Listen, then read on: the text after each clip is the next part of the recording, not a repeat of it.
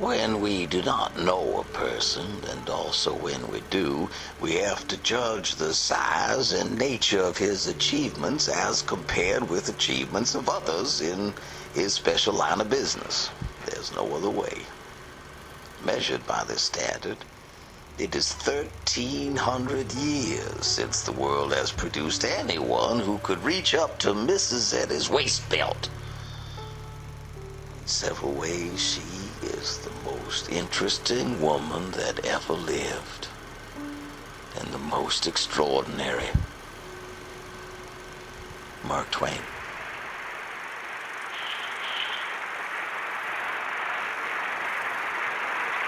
The recent news of my death has been greatly exaggerated. Please forgive me if you're having trouble hearing me in the back. Suffering from a bit of a cold. Mrs. Eddy would have it as a belief of a cold. It's horrible to be old at my age. My lovely young maid, Katie Leary, offered me a prescription. She said, Mama already swore by this in Dublin. If you have a cold, the way to break that cold is to knock it out with a quarter whiskey in one go. Beautiful and luxurious Plaza Hotel to telephone my very best friend, who happened to be my editor, who was to accompany me here. Upon hearing of my dilemma, as chance would have it, proposed the exact same remedy. That makes half a gallon.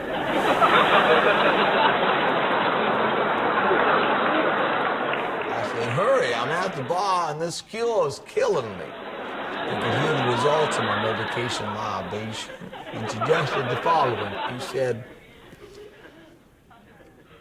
Mark, now when is now you've had your fill, you just order sarsaparilla. That's all you do, just say sarsaparilla. I said, all right, Angel. But when I've had my fill, I can't say sarsaparilla.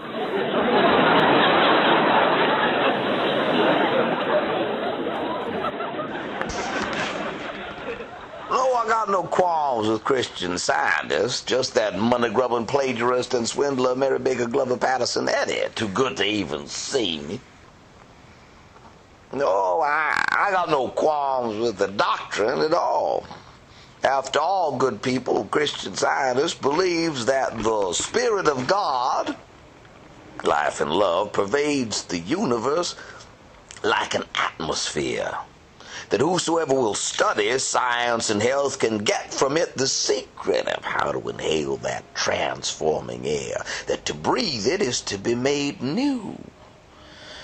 That from the new man all sorrow, all cares, all miseries of the mind vanish away. That it purifies the body from disease, which is a vicious creation of the gross human mind and cannot continue to exist in the presence of the immortal mind, the renewing Spirit of God.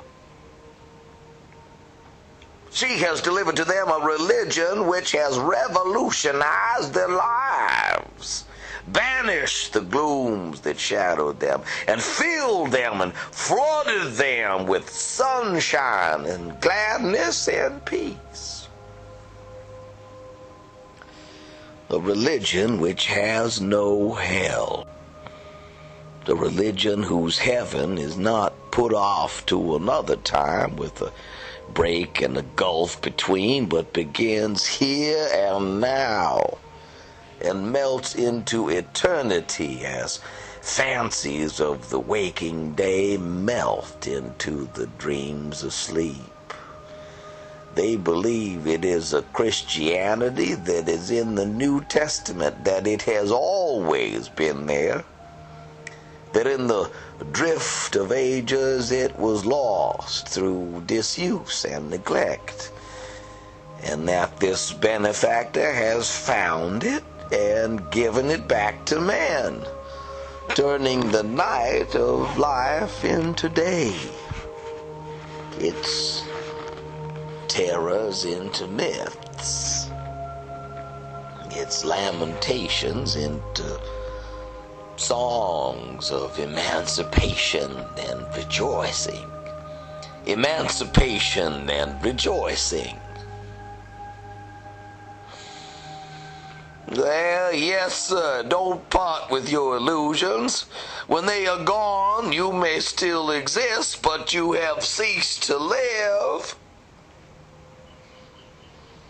Now, Mrs. Eddy believes that every aspect of the human experience is an illusion, maintains this is exactly what Jesus Christ himself taught his disciples, and claims the very gospel-sanctified truth is what healed the sick and raised the dead then, but that she and she alone has discovered this rule of healing, and has named it and copyrighted it and made millions from it Christian Science.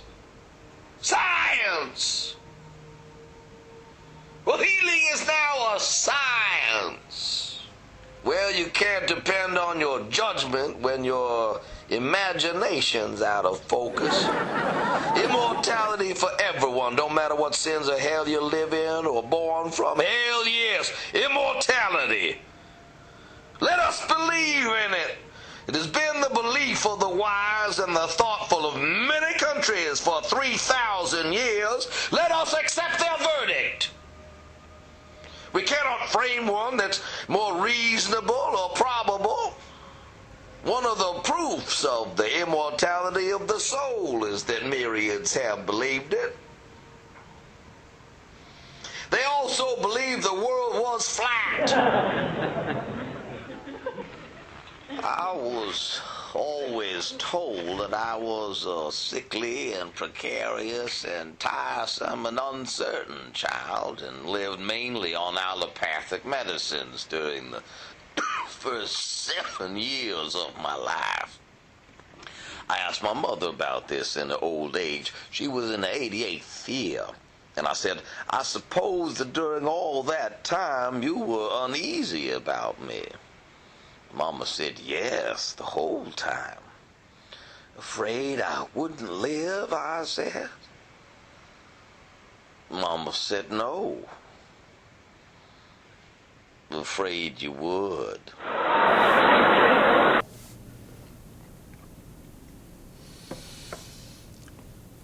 Point of fact, I have been under the weather. Doctor, of course, said, I'm on the verge of being a very sick man. Well, that may be true enough. While I'm lying in bed today trying to persuade his cantankerous, rebellious medicines to agree with each other.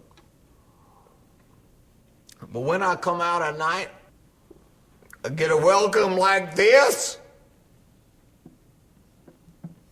I feel as young and happy as anybody.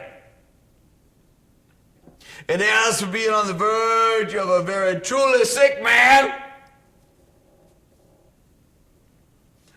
I get along with Mrs. Eddy. I don't take any stock in that. After all, I've been on the verge of being an angel all my life. And it hasn't happened yet.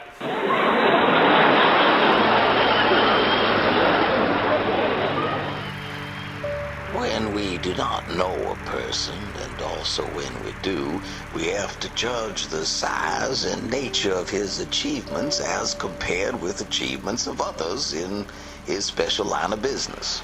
There's no other way.